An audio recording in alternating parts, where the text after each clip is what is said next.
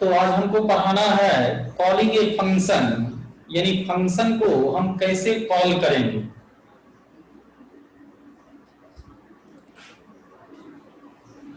सब लोग लिखिए, हेडिंग डालिए कॉलिंग ए फंक्शन, हेडिंग दीजिए कॉलिंग ए फंक्शन, और एक लाइन लिखिए, लिखिए in C plus plus, in C++ we can call a function, in C++ we can call a function with three different mechanism,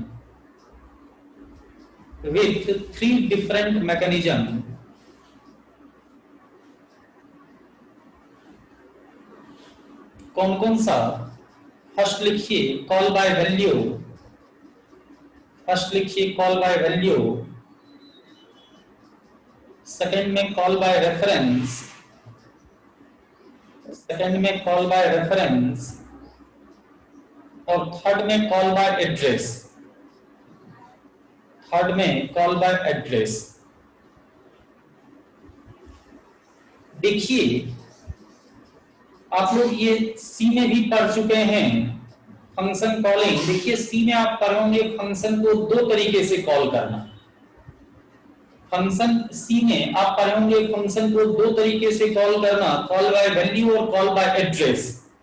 हालांकि वहां पर हम कॉल बाय एड्रेस को ही कॉल बाय रेफरेंस भी बोलते थे, लेकिन C++ में ये बात नहीं है। C++ में एक फंक्शन को तीन अलग अलग तरीके से कॉल कर सकते हैं, call by value, call by reference और कॉल बाय एड्रेस।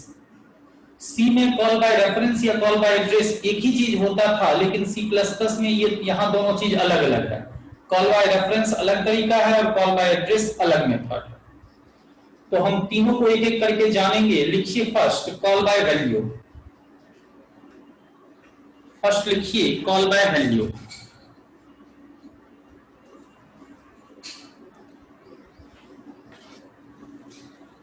और सब लोग देखिए क्या है कॉल बाय वैल्यू।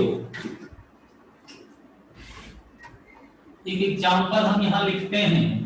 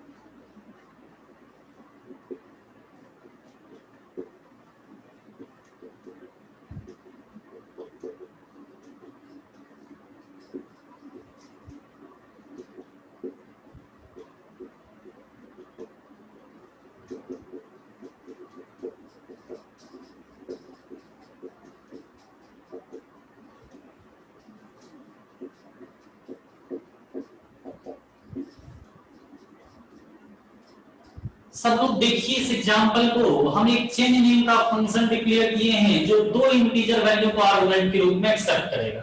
आइए मेन में दो वेरिएबल डिक्लेयर किए a और b, दोनों में असाइन किए 10 और 15। लिखिए सी आउट ab, क्या प्रिंट करेगा?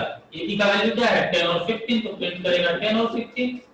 अब देखिए गौर से, हम चेंज नेम के फंक्शन को कॉल किए और साथ में क्या पास कर दिए? a और b को। तो कंट्रोल ट्रांसफर कहां हो जाएगा? चेंज में हो जाएगा। अब यहां से a और b का वैल्यू चलेगा इस ab में। अब यहां हम लिखे सी आउट ab, तो ab का वैल्यू क्या है? यहां से क्या चला था? 10 और 15, तो सी आउट ab यानी क्या प्रिंट करेगा? 10 और 15। और अब लिखिए a = a + 10, यानी कॉल्ड फंक्शन में हम a और b का वैल्यू चेंज कर रहे हैं। a का वैल्यू a = a + 10, यानी a का वैल्यू 20 और b का वैल्यू 35। अब लिखिए सी आउट ab, क्या प्रिंट करेगा? 20 और 35। और इसके बाद चेंज जैसे ही खत्म होगा, कंट्रोल वापस मेन में जाएगा और मेन में लिखे सी आउट ab, यानी ये फिर से ab को प्रिंट करेगा। लेकिन अब ab में क्या है, क्या प्रिंट करेगा? देखिए ab का वैल्यू यहाँ क्या हो गया था? 20 और 35। तो जब हम सी आउट ए बी करेंगे तो इसको क्या प्रिंट करना चाहिए 20 और 35, लेकिन नहीं, ये प्रिंट करेगा 10 और 15। ये प्रिंट करेगा 10 और 15। ऐसा क्यों, इसी को समझना है, यही कहलाता है कॉल बाय वैल्यू। लिखिए लिखिए, एग्जांपल लिखने के बाद पैराग्राफ चेंज कीजिए और लिखिए लिखिए in call by value, in call by value mechanism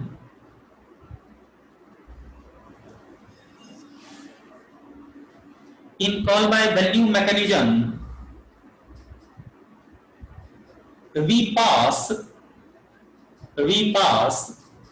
the carbon copy of argument, we pass the carbon copy of argument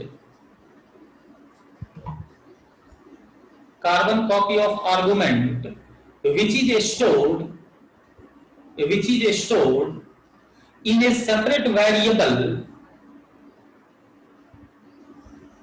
which is stored in a separate variable of called function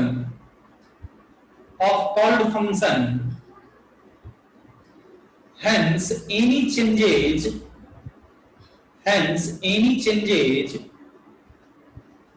occurred in the called function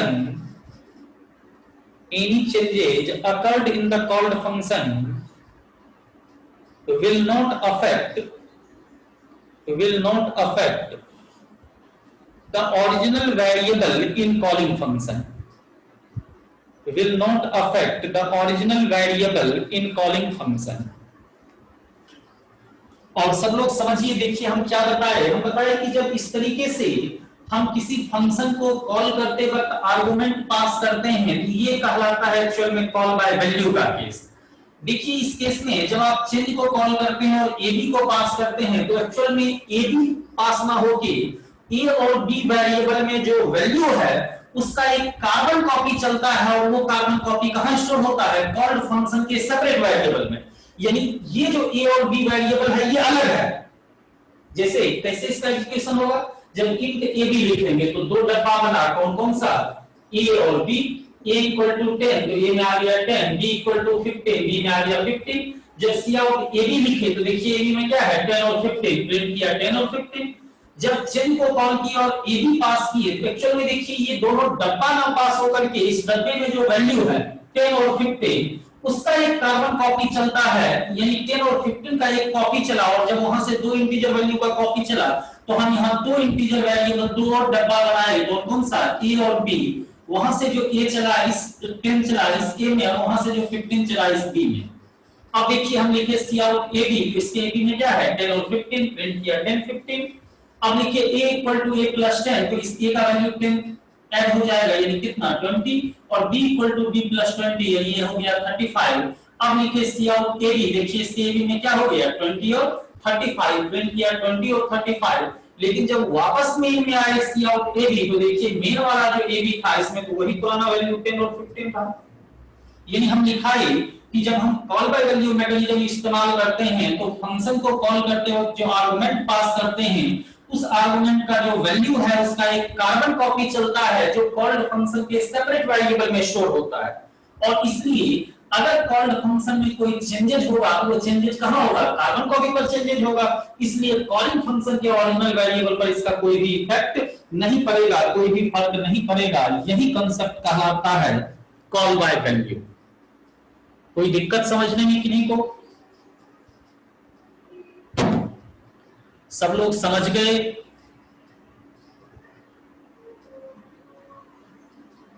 yes sir. तो अब लिखिए second, call by reference. अब second लिखिए call by reference.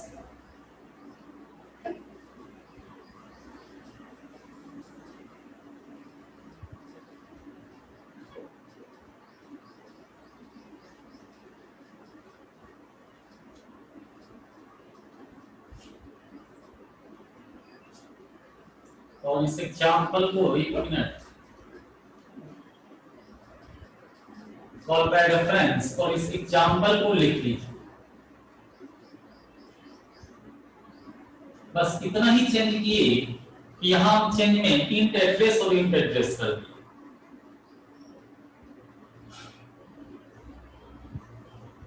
बाकी सब same है। देखिए call by reference, इसको समझने के लिए एक चीज आपको समझना होगा। देखिए सी प्लस प्लस में एक नया कॉन्सेप्ट है रेफरेंस वेरिएबल का। यानी सी प्लस प्लस में हम अगर चाहें, फिर से सुनिए, सी प्लस प्लस में एक नया कंसेप्ट है रेफरेंस वेरिएबल का। पहले हमको वो रेफरेंस वेरिएबल समझना होगा। देखिए सी प्लस प्लस में अगर हम चाहें तो किसी एग्जिस्टिंग वेरिएबल के रेफरेंस से कोई नया वेरिएबल क्रिएट कर सकते हैं। ऐसे वेरिएबल को बोलते हैं रेफरेंस वेरिएबल। फिर से सुनिए, सी प्लस प्लस में अगर हम चाहें तो किसी एग्जिस्टिंग वेरिएबल, मतलब वैसा वेरिएबल जो पहले से बना हुआ है, जिसका मेमोरी एलोकेट हो चुका है, वैसे एग्जिस्टिंग वेरिएबल के रेफरेंस से कोई नया वेरिएबल क्रिएट कर सकते हैं। ऐसे वेरिएबल को हम रेफरेंस वेरिएबल बोलते हैं। इस केस में रेफरेंस वेरिएबल के लिए अपना कोई मेमोरी एलोकेट नहीं होता है। ये एक्चुअल में उसी वेरिएबल के मेमोरी को यूज करता है जिसके रेफरेंस से ये बना हुआ है। जैसे देखिए सब लोग यहां, जैसे हम लिखते हैं suppose int a equal to 50, मतलब क्या है, a नेम का हम एक वेरिएबल बनाए जिसका वैल्यू कितना है 50, मतलब ये 2 बाइट का डब्बा बन गया a नेम का। इसमें क्या आ गया 50। अब जब कभी भी हम a को प्रिंट करेंगे तो क्या प्रिंट करेगा 50, कोई दिक्कत नहीं। अब देखिए हम इसी एग्जिस्टिंग वेरिएबल के हेल्प से एक नया वेरिएबल बनाते हैं। लिखते हैं int address p equal to a, मतलब अब हम p नेम का एक रेफरेंस वेरिएबल बना रहे हैं जो किसके रेफरेंस से बन रहा है, a के रेफरेंस से बन रहा है। तो ऐसे में p क्या कहलाएगा, एक रेफरेंस वेरिएबल कहलाएगा जो किसके रेफरेंस से बन रहा है, a के रेफरेंस से। इस केस में p का अपना कोई मेमोरी एलोकेशन नहीं होगा, ये किसके मेमोरी को यूज करेगा, a के मेमोरी को यूज करेगा। यानी यही जो 2 बाइट का डब्बा जिसका नेम a है, अब इसी डब्बे का एक और नेम क्या हो गया p। और अब देखिए p इसी मेमोरी को एक्सेस करेगा। और इस केस में जैसे अभी वेरिएबल बनाए और अब अगर हम लिखें cout p, तो ये क्या प्रिंट करेगा, p में क्या है 50, यानी जो a का मेमोरी है वही p भी शेयर कर रहा है, तो जो a का वैल्यू है वही p भी एक्सेस करेगा। यानी ये क्या प्रिंट करेगा 50। और अब अगर लिखें cout a, तब ये भी क्या प्रिंट करेगा 50। अब अगर हम लिखें a equal to a plus 10, और अब अगर लिखें cout p, तो p क्या प्रिंट करेगा, ये प्रिंट करेगा 60। क्योंकि एक ही मेमोरी है तो a चेंज करे या p चेंज करे। जैसे अभी a के वैल्यू को चेंज किया, उसका वैल्यू 60 हुआ, तो जब p एक्सेस करेंगे तो p भी क्या प्रिंट करेगा 60। यही कहलाया कॉल बाय रेफरेंस, यही कहलाया रेफरेंस वेरिएबल। और अगर ये कॉन्सेप्ट आपको क्लियर हो गया तब आप कॉल बाय रेफरेंस समझ सकते हैं। लिखिए पहले एक लाइन, फिर इस एग्जांपल को समझाएंगे। लिखिए in call by reference, in call by reference mechanism, in call by reference mechanism, actually we create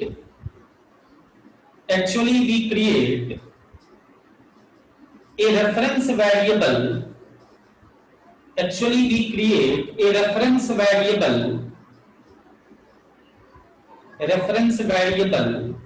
in the called function, reference variable in the called function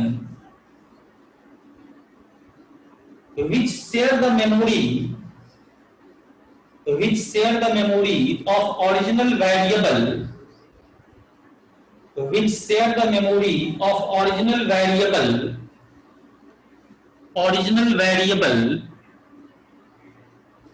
in calling function.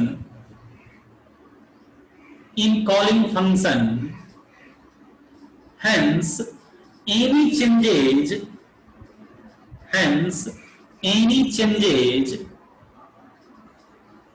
occurred in the called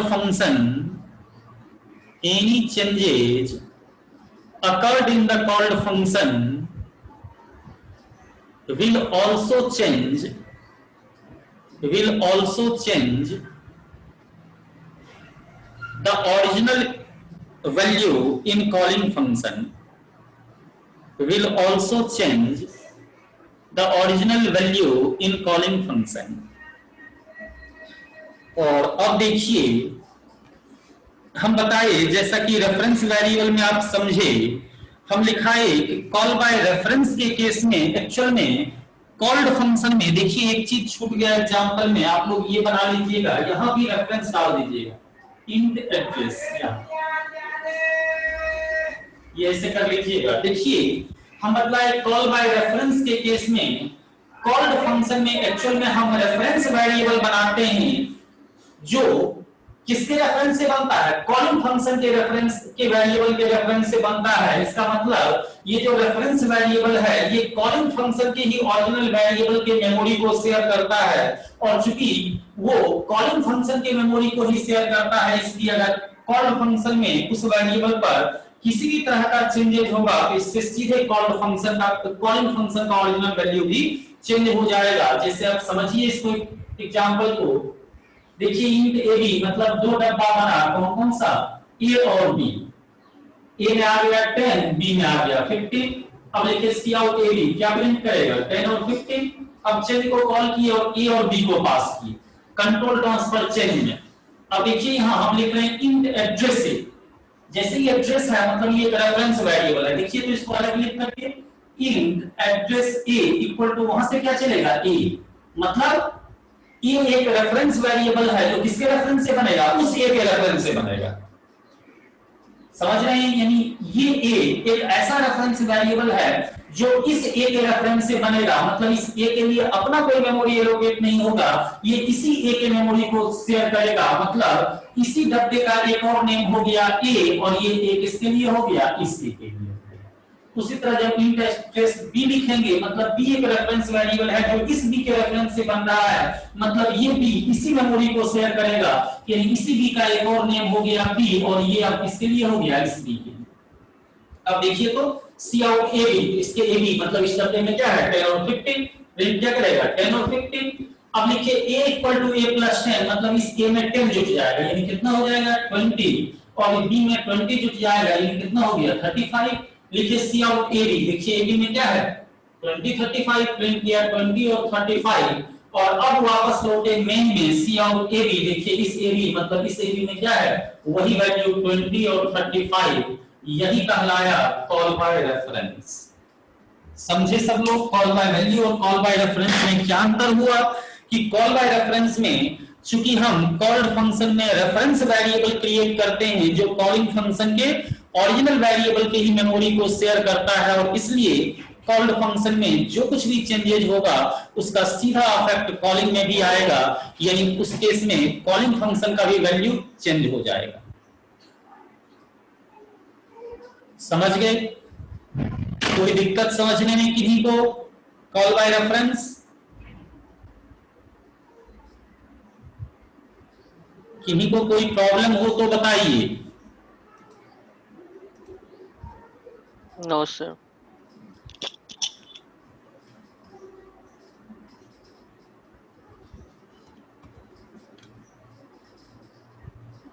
तो अब लिखिए तीसरा call by address, call by address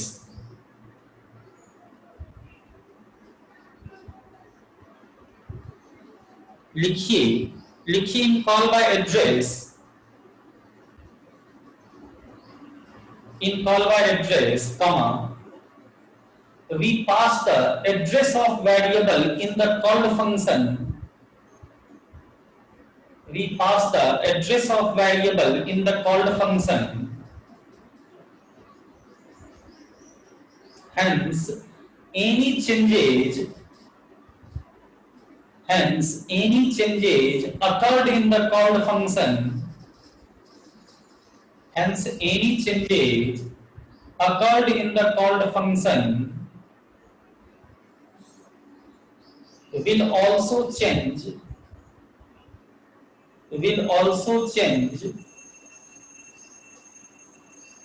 the original variable in calling function, will also change the original variable in calling function. और देखिए call by address, ये चीज आप लोग सी में पढ़े होंगे। हम अपना एक कॉल बाय एड्रेस में एक्चुअल में हम फंक्शन को कॉल करते वक्त वेरिएबल का एड्रेस पास करते हैं, मेमोरी एड्रेस पास कर देते हैं। और चूंकि मेमोरी एड्रेस ही पास कर देते हैं, यानी कॉल्ड फंक्शन में कॉलिंग फंक्शन का ही ओरिजिनल मेमोरी एड्रेस पहुंच जाता है, इसलिए कॉल्ड फंक्शन में जो कुछ भी चेंजेज होगा उसका सीधा इफेक्ट कहां आएगा, कॉलिंग के ओरिजिनल में, क्योंकि मेमोरी पास कर रहे हैं और उसी मेमोरी पर कॉल्ड फंक्शन ऑपरेशन कर रहा है। लिख लीजिए एक लाइन, लिखिए to implement the call by address mechanism, to implement the call by address mechanism we use the concept of pointer, we use the concept of pointer। और हम बताए, ये लाइन फिर से बता दीजिए ना। फिर से बोले क्या? Yes sir. हम लिखाए कि to implement the call by address mechanism, to implement the call by address mechanism, comma, we use the concept of pointer, we use the concept of pointer। तो हम बतलाए कि जैसा कि आप जानते हैं, जैसा कि आप देखिए कि कॉल बाय एड्रेस में हम मेमोरी एड्रेस कॉल्ड फंक्शन में पास करेंगे, और इसलिए हमको कॉल्ड फंक्शन में किसका कंसेप्ट यूज करना होगा, पॉइंटर का, क्योंकि आप जानते हैं मेमोरी एड्रेस को कौन होल्ड कर सकता है, पॉइंटर होल्ड कर सकता है। तो देखिए इसी एग्जांपल को अगर हम चेंज करें, देखिए इसका मतलब आप समझ गए होंगे कि कॉल बाय रेफरेंस और कॉल बाय एड्रेस में फंक्शनली कोई अंतर नहीं है, मतलब रिजल्ट दोनों का सेम होगा, इफेक्ट दोनों का सेम आएगा, दोनों में कोई डिफरेंस नहीं। सिर्फ इतना ही डिफरेंस है कि कॉल बाय रेफरेंस में हम रेफरेंस वेरिएबल का कांसेप्ट यूज करते हैं, जबकि कॉल बाय एड्रेस में पॉइंटर का कांसेप्ट यूज करेंगे। यानी दोनों का मेथड बदल जाएगा लेकिन रिजल्ट एक ही रहेगा, आउटपुट वही रहेगा। यानी जो कॉल्ड फंक्शन में जो कुछ भी चेंजेज होगा उसका सीधा इफेक्ट कॉलिंग फंक्शन के ओरिजिनल वेरिएबल पर आएगा।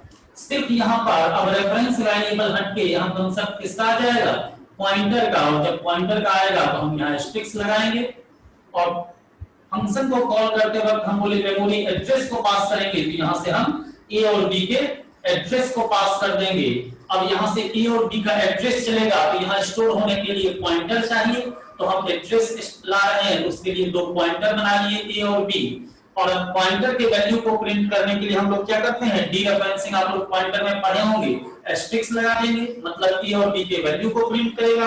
उसके वैल्यू को ऐड चेंज करने के लिए पॉइंटर के साथ डीरेफरेंसिंग यूज करते हैं, asterisk b + 20 cout the asterisk a asterisk b। बस हो गया, यही हो गया कॉल बाय एड्रेस। सब कुछ सेम रहेगा, आउटपुट भी यही आएगा जो आपके पास लिखा हुआ है।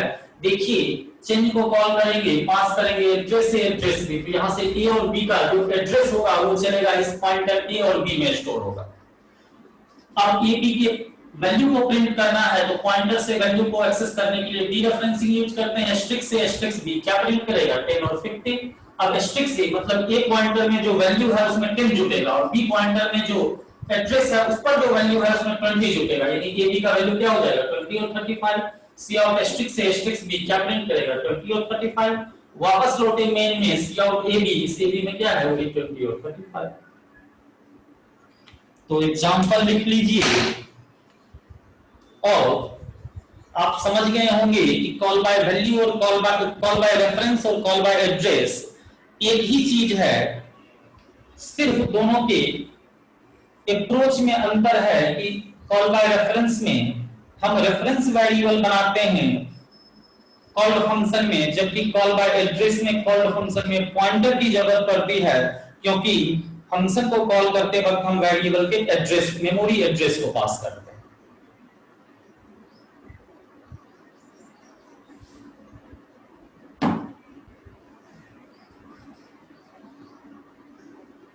कोई दिक्कत नहीं?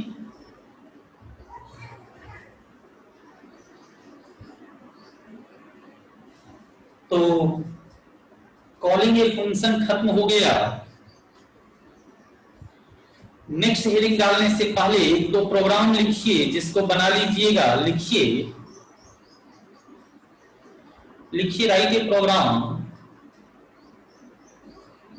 Programme to define a function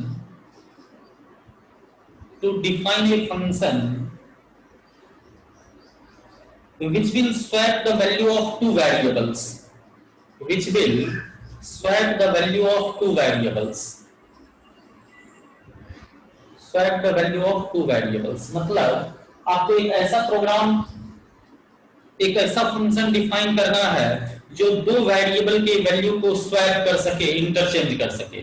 तो इसके लिए आपको फंक्शन बनाना है और तब ये देखना है कि ऐसा फंक्शन बनाए जो वैल्यू को स्वैप करे तो उसका इफेक्ट ओरिजिनल वैल्यू पर आए। मतलब कॉल बाय रेफरेंस या कॉल बाय एड्रेस को यूज कर सकते हैं, लेकिन नॉर्मली इसको आप कॉल बाय रेफरेंस से ही बनाइएगा। एक दूसरा प्रोग्राम लिखिए write a programme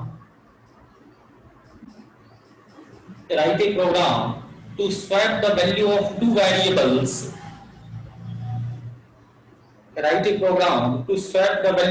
variables using pointer and function,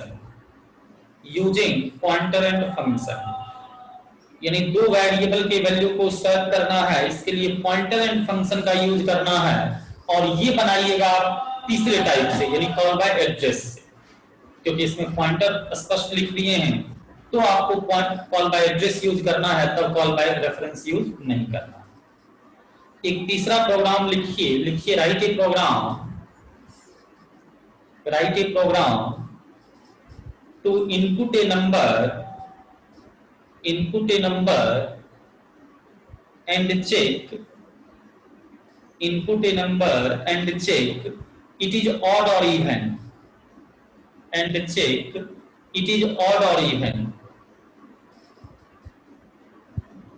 लिखिए if it is odd or even, full stop। इसके बाद लिखिए if it is odd call the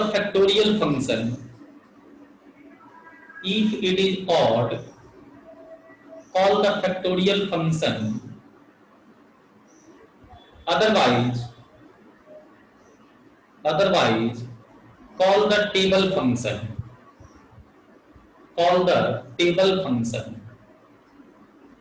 सब लोग समझ गए? हम मतलब एक ऐसा प्रोग्राम बनाना है जिसमें एक नंबर इनपुट लीजिए और चेक कीजिए कि ये ऑड है कि इवन है। अगर वो नंबर ऑड है तो फैक्टोरियल फंक्शन को कॉल कीजिए जो उस नंबर का फैक्टोरियल प्रिंट करे, और अगर इवन है तो टेबल फंक्शन को कॉल कीजिए जो उस नंबर के टेबल को प्रिंट कर सके। तो ये दोनों तीनों प्रोग्राम बना के लाइएगा। नेक्स्ट हेडिंग डालिए इनलाइन फंक्शन, नहीं ऐसा कीजिए, नेक्स्ट हेडिंग डालिए फंक्शन ओवरलोडिंग।